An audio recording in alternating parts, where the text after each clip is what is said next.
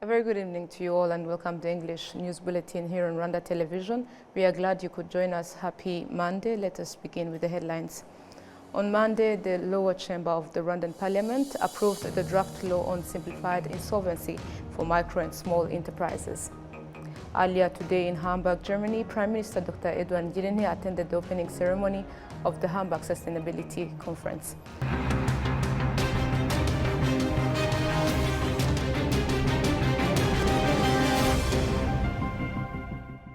My name is Olive Neten. It's always a pleasure to have you with us. Now we kick off tonight's edition. On Monday, the lower chamber of the Rwandan Parliament approved the draft law on simplified insolvency for micro and small enterprises. Prince Manzi brings us the details. The government of Rwanda affirms that the draft insolvency law for micro and small enterprises is aimed at addressing the financial distress faced by entrepreneurs and enterprises, as elaborated by Gatare Francis, the Chief Executive Officer of the Rwanda Development Board. Some have loans and possess means to pay them, and the issue is about loans or also administration. But that's what we want to emphasize on, for supporting them in their weak areas, instead of total closure. No entrepreneur also should be burdened by the policies in place. Deputies in the Rwandan Parliament suggested that while in analysis by the committee in charge, the gaps found in the draft law are to be considered, as well as gaps in the economic laws in the country. We are familiar with the SME's title, and this is also found in the documents of the officials.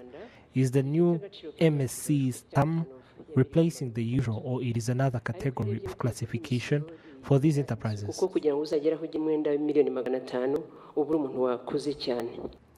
Small and medium enterprises have a significant impact on the country's GDP, providing employment opportunities at an average of 98%, with a contribution of 55% of the country's GDP. It employs 41% of working-age Rwandans. This draft law approval kicks off the activities of the Parliament in its first term of 2024. Thank you, Prince, for the details. Now on more news. Earlier today in Hamburg, Germany, Prime Minister Dr. RwandaTV attended the opening ceremony of the Hamburg Sustainability Conference. The event gathers policymakers and business leaders to discuss ways to accelerate the performance of sustainable development goals.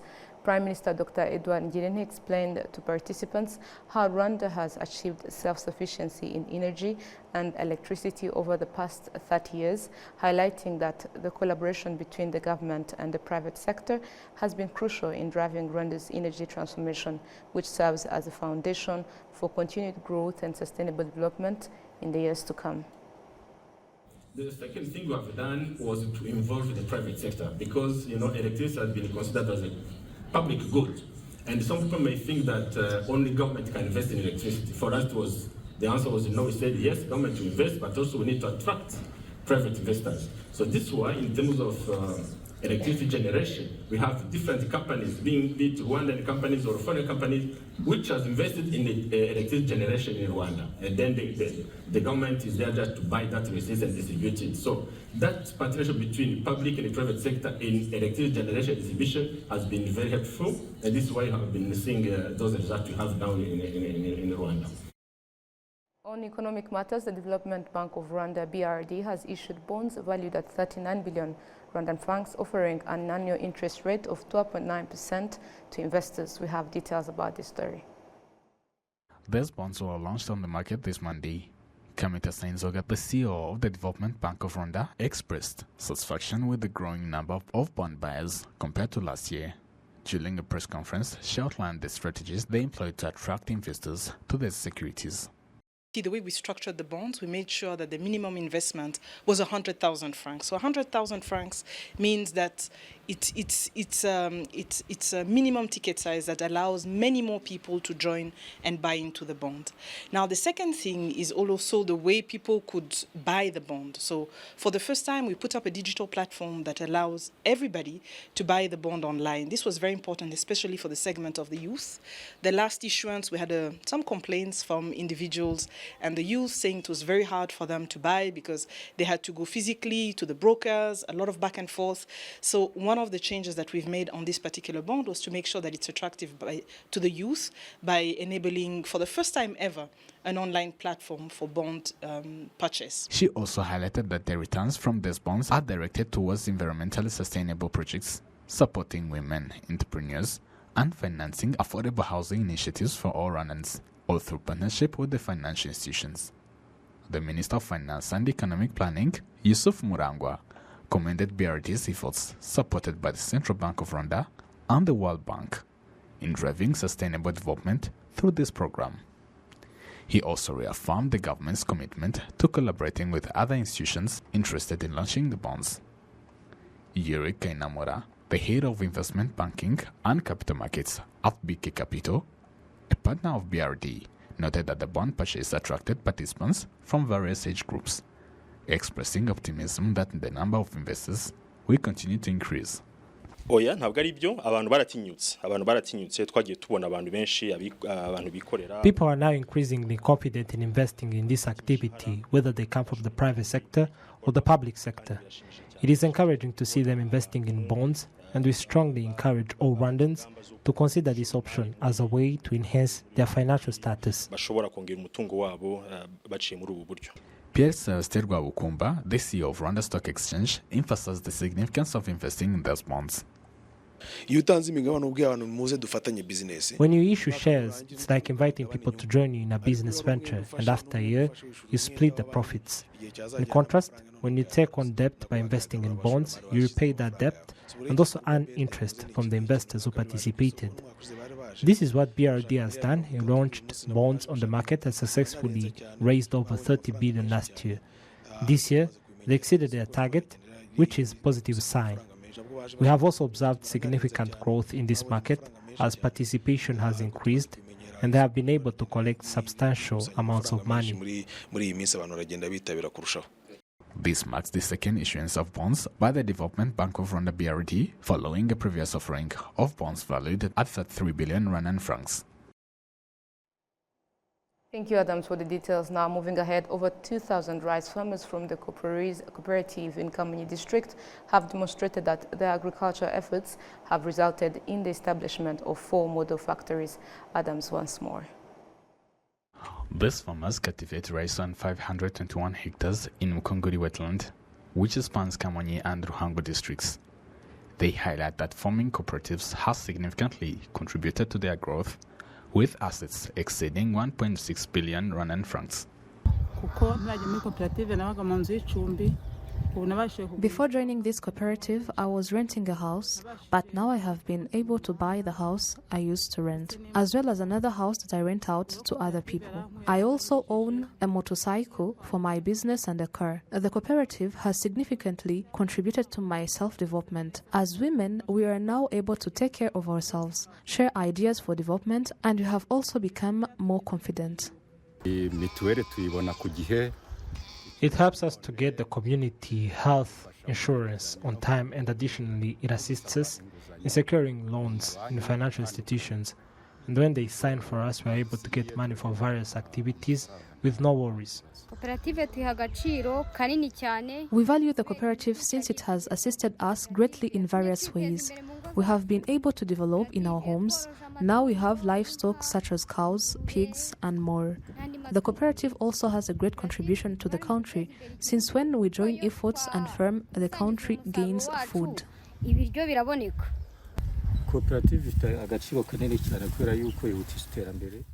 The cooperative is very valuable since it assists in fast development. For example, to us farmers, it assisted us to improve in a great way. It helped us to increase the productivity by using improved seeds and fertilizers on 5 areas. We could get like 100 to 150 kilograms, but now we get more than 350 to 400 kilograms. In addition to their financial success, rice farming has enabled the cooperative to establish 4 factories dedicated to rice processing, maize processing, animal feed production, and rice manufacturing. The cooperative's director, Ndahemuka Jean, emphasizes that teamwork and effective management have been key drivers behind these investments. Koperative igitangira nta mazu twagiraga yo gukoreramo n'amacumbi y'abakozi nta nzu n'imwe twari dufite. When we started as a cooperative, we didn't have our own facilities or accommodation for our workers. However, now we own all our houses and have engaged in seed multiplication, providing seeds to other farmers. Currently, we have 4 factories and we own 71% of each of them. One of these factories was built in collaboration with investors, which led to the establishment of the other 3 factories. We also have another factory underway that will produce food for livestock, which will officially open soon. Additionally, we train our members in saving habits, and we currently have 150 million Rwanda francs in Ejo Heza, all thanks to the efforts of our members. All our members have good homes, 5 of them have been able to buy cars, and 60 have purchased motorcycles. Others have acquired various equipment needed for their work, all thanks to the cooperative. Abandi baguze ibyuma bisya amamashini amashanyarazi abo byo byose rero turabikesha koperative. The cooperatives has 2,198 members, and in addition to rice farming, they also engage in pig farming, currently managing 120 pigs. On October 11th, 2024, Rwanda will mark International Cooperatives Day under the theme Cooperatives Aiming to Build a Better Future for All. The national celebration will be held in Musanze district.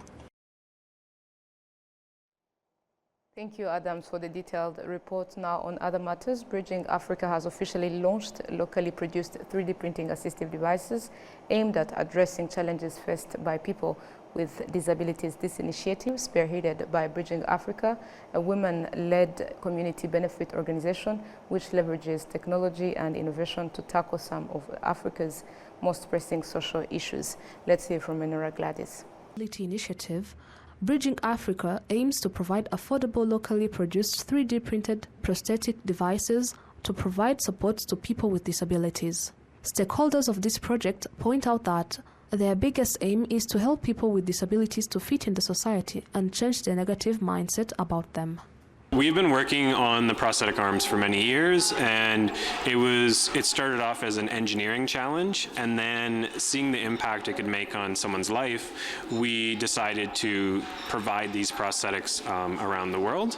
And many people ask us about the prosthetic legs, but there's many great organizations that are providing prosthetic legs, and we've seen a bit of a gap for prosthetic arms of this sort that are functional or highly cosmetic, and that's why we really focus our work on these types of prosthetic arms. Our overall goal with this prosthetics project is really to make prosthetic arms accessible to people that are facing barriers to care. This can be due to not being able to afford prosthetic devices or not having the coverage from the government, and unfortunately many people just end up not receiving a prosthetic arm. But really our mission as a charity is to help those that are most in need, that don't have any access to prosthetic care, and we also really focus on producing them locally, so it's more accessible to people in the community. We see this happening in the future, the expansion to other regions across East Africa, when the team is well trained, confident in producing the prosthetic arms, and we'll know it's the right time when the team is able to work very independently, and there starts to be outside demand from other regions, other surrounding countries that are in need of prosthetic arms. But really our mission is affordability, so it all comes down to that. Launching the Empowerability Initiative, this has been conceived a few years back, and what this Empowerability Initiative is all about is to be able to empower amputees in Rwanda, first for them to access devices, technology devices that have been printed by 3D printing, devices like, arm or also the leg sometime, depending on the timeline they're working at.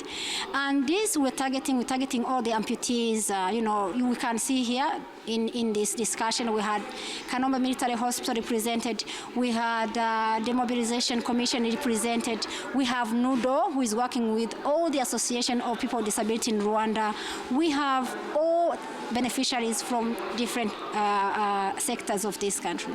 So those are the people that we're targeting, that these devices can be produced in Rwanda, made by Rwandans, won by Rwandans, and maybe, if we're lucky enough, that we can be able to export that also from Rwanda. So that's the vision behind Empowerability Project.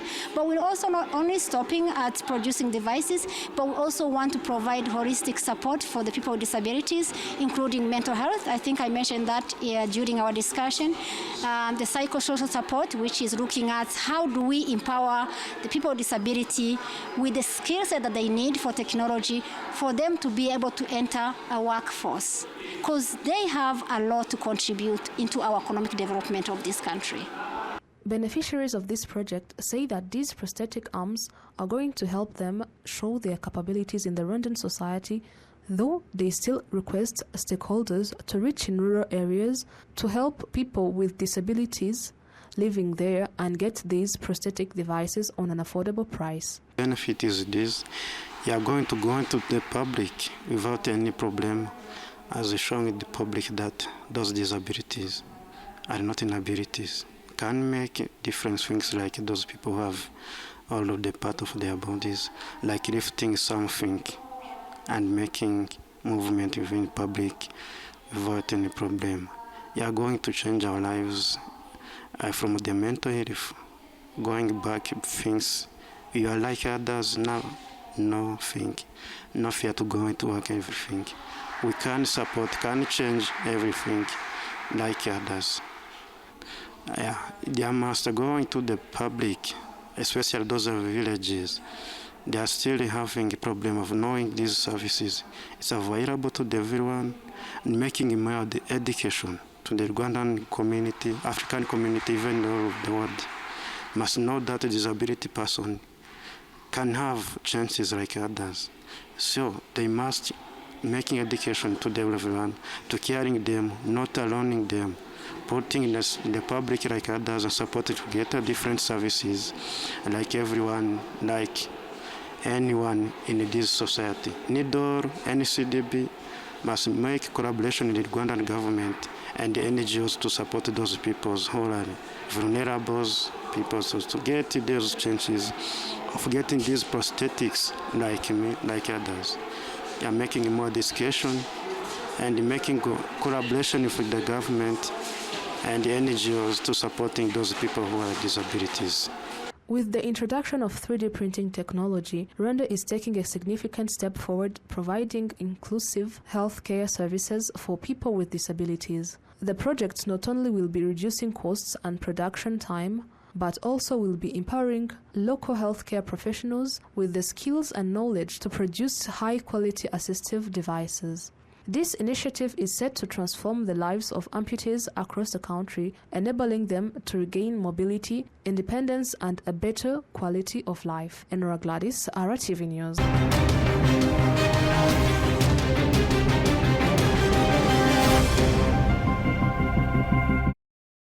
And this marks the end of tonight's bulletin. Thank you for tuning in to today's broadcast. On behalf of the technical and news production team, have a productive week ahead.